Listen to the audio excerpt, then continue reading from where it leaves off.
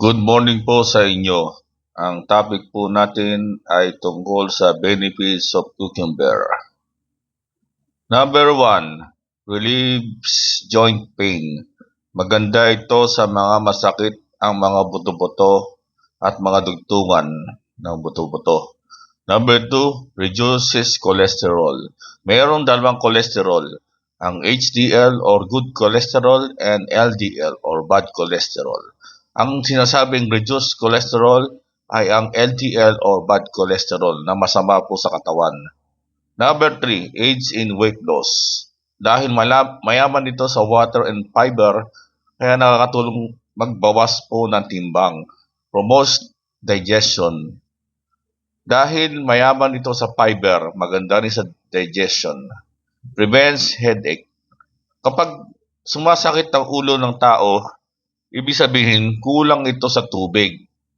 Dahil mayaman ang cucumber sa tubig, na hydrate ng katawan at napupunan ang kakulangan sa tubig. Kaya na-prevent ang headaches.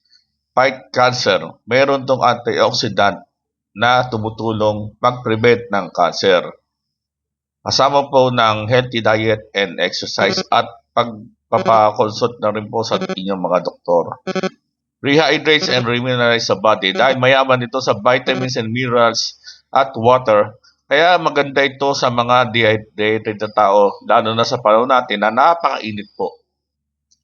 High silica content for silky hair. Ito ay maganda sa buhok upang hindi maging marupok.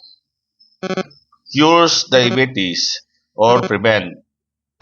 Mahirap sabihin pag-cure kasi meron tayong batas sa Pilipinas na no approved therapeutic claim.